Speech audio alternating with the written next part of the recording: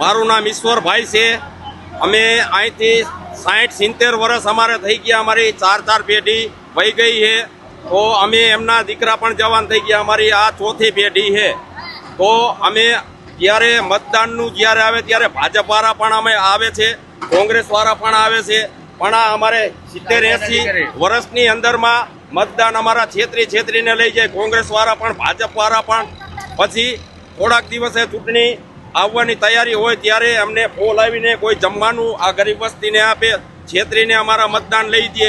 અમને કહે તમને આ કરી દેશું, તમને ઓલું કરી દેશું, તમને જમીન અપાવી દેશું, તમને ક્વોટર અપાવી દેશું, પણ અમારી આ 4 પેઢી વહી ગઈ છે, પણ અમારો અત્યાર સુધી કોઈએ ક્યાંય ઉધાર કર્યો નહીં। આમ નામને અમારા અહીંયા 500 થી 600 ઝૂંપડા છે અમારી ગરીબ વસ્તીના, પણ અત્યાર સુધી કોંગ્રેસ વાળે પણ ભાજપ વાળે પણ અત્યાર સુધી અમને છેતરપિંડી જ કરી।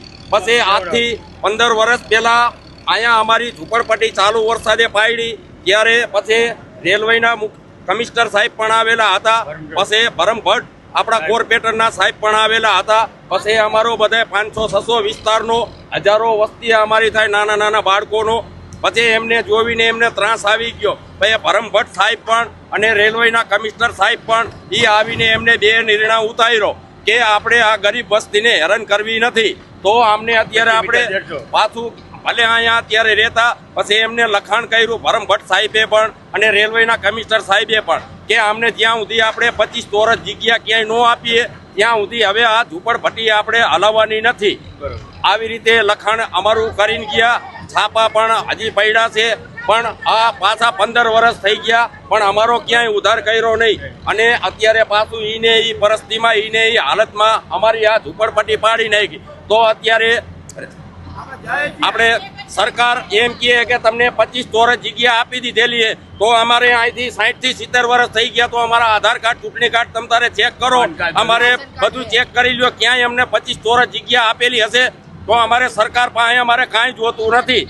પણ અત્યારે સરકારને આપણે કહેવાનો અમારો ગરીબ વસ્તીનો એટલો કહેવાનો મતલબ થાય છે કે અમે આ અમારા નાના નાના બાળકો આ હજારો વસ્તી આ 500 થી 600 ઝૂંપડા લઈ અત્યારે અમે 4 દિવસના અમે ભાગાભાગી કરીએ, પણ અમને કોઈ ભાડે મકાન દેતું નથી। તો અત્યારે અમારા સામાન કાઢીને બધો અહીંયા અમે મૂક્યો છે, તો અમે અત્યારે કોઈ અમને ભાડે દેવા કોઈ રજૂ થતું નથી। તો અમે સરકારને એમ કહીએ કે અમારે જાવું, અમારે ક્યાં જાવું? તો અમે એક માંગ માંગીએ કે આખી દુનિયાનો ઉદ્ધાર કરે, તો અમારો ક્યાંક ગમે અમને ખબર છે કે રેલવેની આ કિંમતી જમીન છે, અમે પણ રહેવા અહીંયા માંગતા નથી।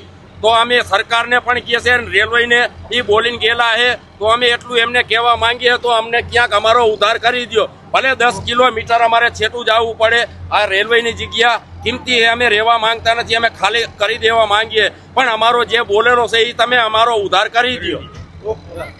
હીરાબેન, તમે અહીંયા કેટલા વર્ષથી? આજ 50 વર્ષ પહેલા ના અમે રહીએ છીએ। આ 1.5 રૂપિયામાં અમે કામે જતા, વેગીન ઉતારતા, તેજવાના અમે આ વસીલા હે। અમારે ચાહે આશરો નહીં દીધો, સાહેબે કીધેલું છે કે તમને પડાવશે ઉઠાવશે તો અમે તમને જમીએ દેશું, જમીન નહીં તો ક્વાર્ટરે દેશું, તમને ગરીબ લોકોને આશી અમે ઉઠાવશું નહીં। તમારા 12 બચ્ચાની અમે હત્યા નહીં લઈએ, એમની હાથેડીની દુઆ અમે નહીં લઈએ, તો અત્યારે કેમ સાહેબો અમારી હારે આવું કરે છે? એક ઘરના અમે 5-5 જણાના મત લે છે, અમારે હાફો લાવીને મત લેવા હોય તો અમારી પાસે આવે છે, મત લઈ જાય છે અમારી પાસેથી।